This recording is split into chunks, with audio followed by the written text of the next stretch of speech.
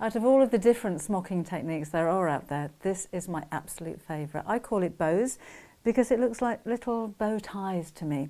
And there's lots of different ways you can actually use this, not just in cushion covers, but in soft furnishings as well. In the cushion cover that I made here, I've made each one of the little bows have a little pearl in the centre of each one of them. I think that's so elegant. It took ages to do, really time consuming, but I think it was so worth it because I just think that was so pretty.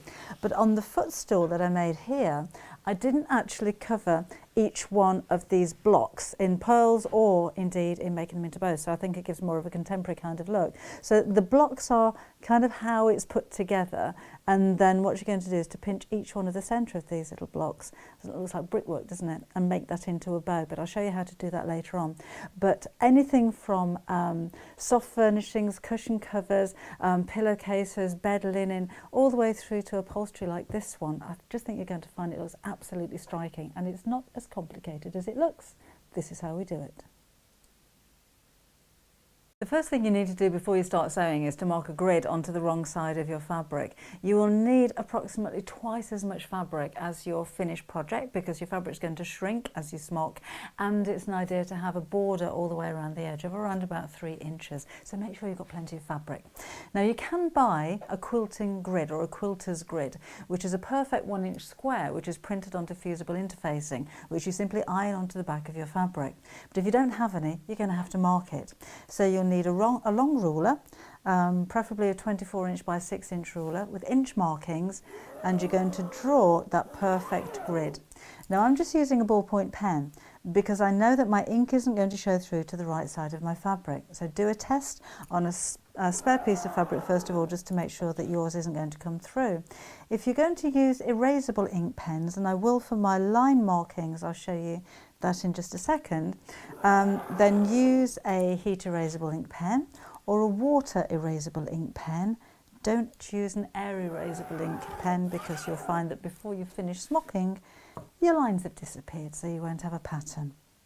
And it's particularly important with this smocking design that your grid is perfect. So I'm making sure that each one of the lines I've already drawn sits underneath one of the markings on my ruler.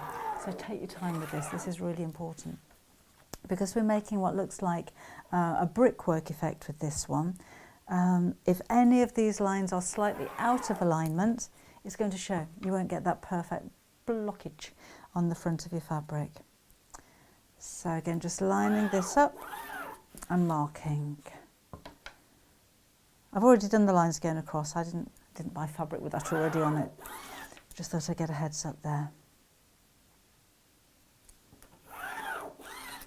Okay, chalk isn't a particularly good idea for marking like this because as you're creasing and folding and pinching and smocking, your chalk's going to disappear. So we need a nice, strong, clear line so we can see exactly where we're going to be sewing. Almost there.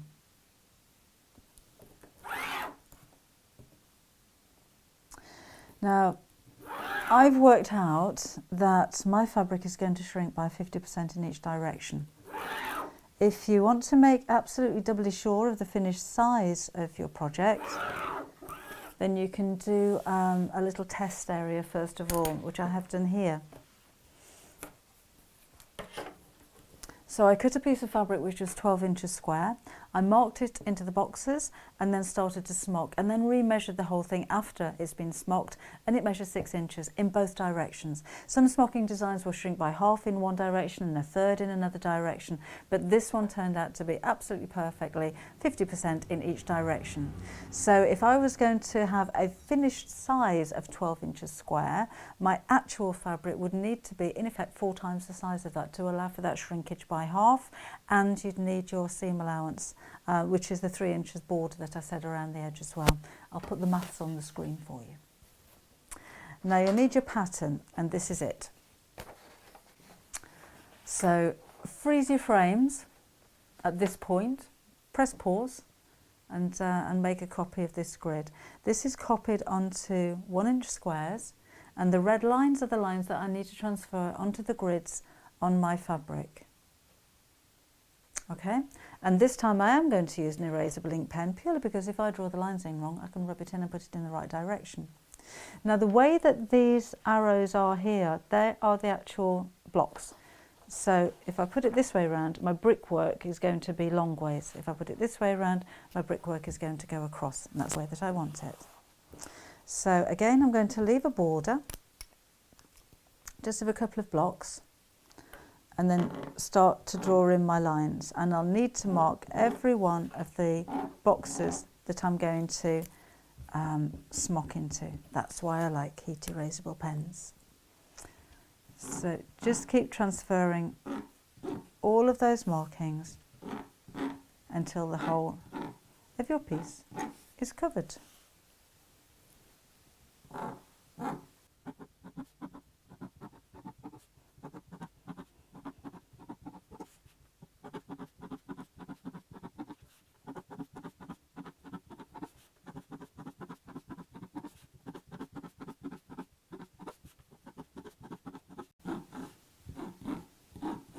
There.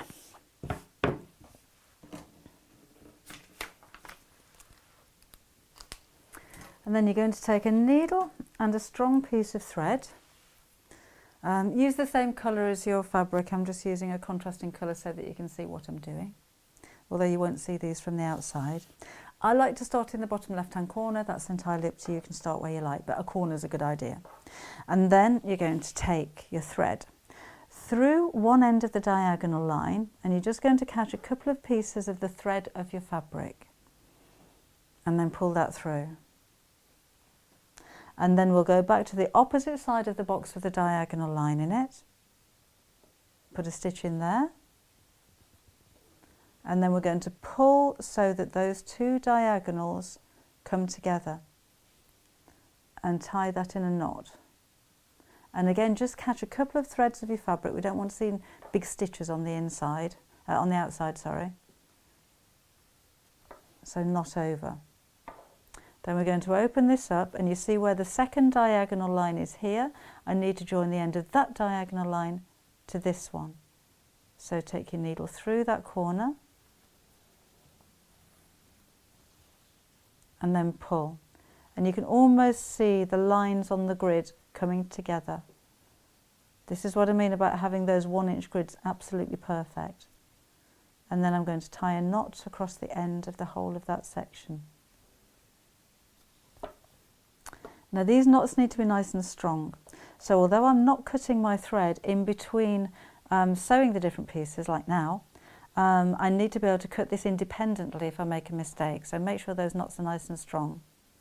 Then I'm going to go across to the next diagonal line, which is here. I'm not going to pull that tight because that's not a diagonal line. I'm going to tie a knot in that corner. Then I'm coming to this side here, picking up the end of the diagonal. Oops, almost losing my thread. And then draw those two corners together. Okay, making sure that's pushed out of the way.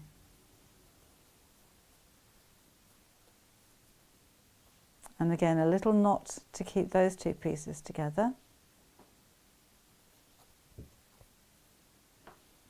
There's another diagonal line here, so I need to catch the opposite side, bring it down, pull it together, and knot it off.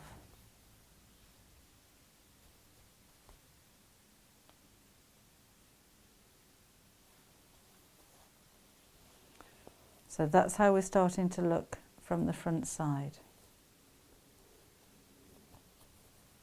It all looks a little bit twisted and messy at the moment, but when you've done a few rows, that'll start to make sense. So I'll just speed up and do another couple just to show you how we're looking. So again, there's no diagonal line here, so I'm going to keep that a slack stitch, I call it. I keep that stitch loose. This is a diagonal line, so these are the two that are going to pull together, and then we'll tie that in a knot. Another diagonal line here, pick up the corner, whoops, rethread your thread, And the thread that I'm using is, this is a buttonhole thread, so it's really strong. Doesn't have to be this strong actually, but if you're just using regular cotton, then use a couple of strands, because when you do pull this and knot it, you don't want it to be coming undone. And make sure that your knots are really tied nice and tightly, because the last thing that you want is when you've finished whatever your project is, so that could be a cushion cover or your footstool or whatever you're making, you don't want those stitches to come undone after it's finished, because that's going to be really difficult. I've got a frayed edge on that. What I'm going to do is cut that upwards to form a point, and that will make it easier to sew, to thread through the hole in my needle. Okay, so I've picked up the diagonal stitch, pull that towards you and tie in a knot, and you'll start to see this uniform pattern of pleats forming. Let's go back over to here, one more, and then I'll carry on. So knot that off here. That's not a diagonal line, so we don't pull it tight. Push out this side of the diagonal, pick up the side of the corner and pull it back to the first part. Same with this diagonal, pick up the corner and pull it back to the first point. So you're basically pulling two diagonal lines back to the same point in the middle there, and knot that off. So you can see a design starting to form now, and you can see the start of kind of the brickwork effect. So I'll carry on with that. I'll just show you really quickly my little test piece again, just to show you how that's going to start looking. So you can actually see the brickwork here. When that's pressed, and I'll show you this later on, that's where all of that kind of grid comes into effect, and then you're going to pinch the middle of these to make little bows out of it. Okay, but I'll just carry on with this, and then we'll come back for the pressing when I've finished. So I've just got a couple more diagonal lines to sew together here, and then this section's finished. I changed my thread for pink thread as I was sewing, and a little bit of a tip for you: if you have got a lot of smocking to do, or any kind of hand sewing for that matter, invest in a leather thimble, because it'll help to protect your finger. Okay, then last one through here, so join the end of the diagonals together, and you can see how neat it's all looking now as well. So this is the reverse. This is all even little boxes. This is just how it forms. I haven't done anything to this one or pressed it or anything like that. And then just snip this off, pop you in there. When I turn it over, that's what we're looking at. So some of these you'll find form into neat boxes. Some of them will look a little bit odd. But the idea is now to kind of pinch all of the boxes out to make sure that they all sit flat.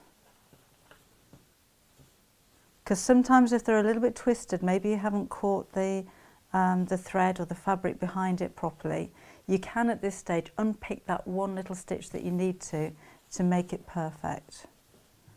Okay, and you can see I've got my iron at the ready.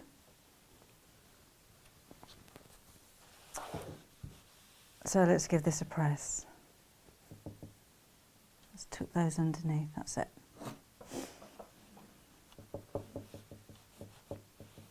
And now you can see it really coming together. So you can still manipulate this a little, just to make sure those boxes are all lining up together, sitting nice and square. And like I said before, you could actually leave this just as a brickwork kind of effect if you wish. You didn't have to make them into bow ties. Oh, you're noisy, go down there. And you don't have to add any little pearls or anything like that to them. But I do think it looks so stylish when you do. Now then, the boxes that are around the edge, I'm doing the centre bit first so you can see how that works. That's looking really nice. But when I come around the edge, I need to flatten these pieces out as well, because that's going to make it neater when I come to the end of my, as this is going to be, cushion cover. So you can see how those pleats kind of, they want to jump into place. They want to sit flat. It's ever so easy. So let's just give that a press. And I will pop some pins in there before I sew it as well. Okay. Those are the easy ends. because they just fall square, like so.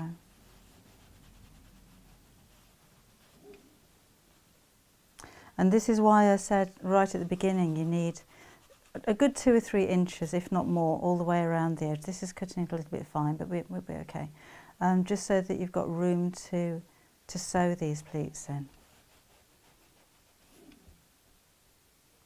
You need a squish.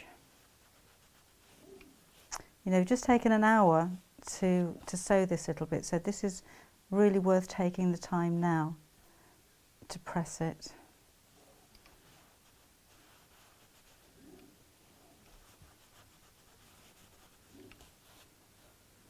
One more here.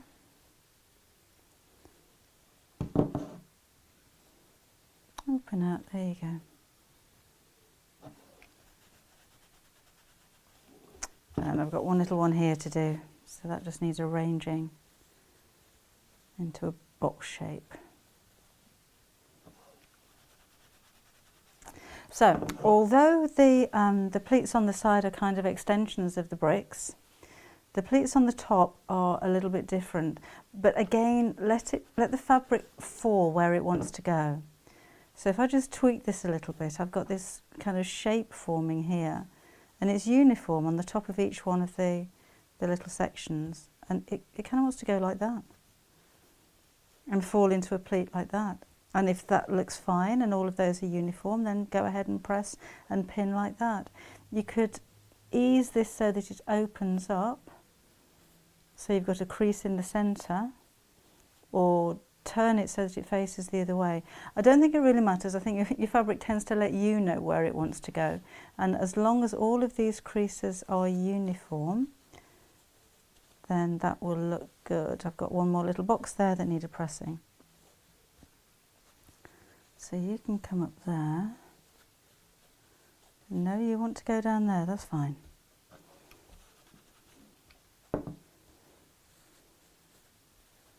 So I'm going to pin those pieces before I press them. See, that's forming the same kind of fold but facing in the opposite direction. Okay, we'll get this pinned.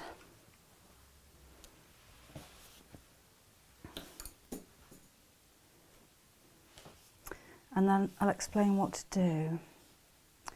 So those are all sitting nice and flat. I need these creases to be at right angles. It looks a lot better, I think, when everything's kind of structured and square with this pattern. So let's tease you into place here.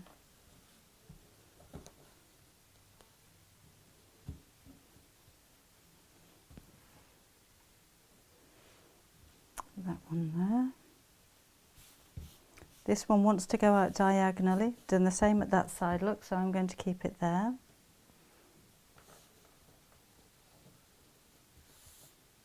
And the same with that one.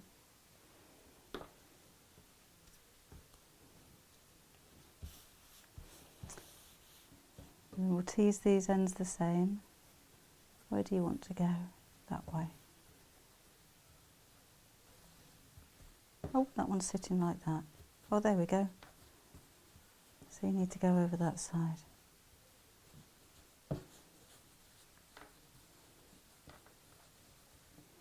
So when you've got all of your pleats flattened, then you'll sew all the way around the edge, leaving yourself about an inch seam allowance. That one wants to go like that. Well, there you go. And then you can sew this into your cushion cover, if that's what you're making, or a bag, or whatever it is, and then trim down the extra seam allowance afterwards. Because really, you're not going to see too much of this. If I just show you on my cushion that I made previously, that's going to be around the edge. So that was the neat side where all the boxes formed easily, and this is the other side, look, where I just let it go wherever it wanted to, but all of these pleats are as uniform as I could make them. So that makes it nice and neat. So this is what everyone's going to look at, but this is the finishing touch that just gives you a more professional finish to your cushion cover. There we go. So when we've done all that, we'll sew around the edge, then I can take the pins out. I'll do that shortly, but I just wanted to show you how we're going to make the little bow effect in the centre. Now if you're going to add beads at the same time as you're doing this. Otherwise you find you've got to go back again and add them afterwards, so you may as well kind of kill two birds with one stone if you like. And if you're just doing them randomly, then just pick out kind of not too symmetrically, so not one on this side and one on that side, have two on that side and one on this side, because I think things in threes or asymmetrical patterns look a little bit more effective. So I'm not going to put one right in the centre, I'm going to go to one side and just pinch the box from the centre, which is where the two side seams line up there from the other boxes. And literally we're just going to put a stitch across there. Really, really simple. I'll chop the end of that knot off afterwards to make it neat. And keep these knots nice and tight so that they're not going to come undone. Okay. Then we'll snip that off. They may be the biggest scissors I have, but they're also the sharpest up to the point, so it's easier for this kind of thing. Have another one here. So again, pinch it together and just sew straight across.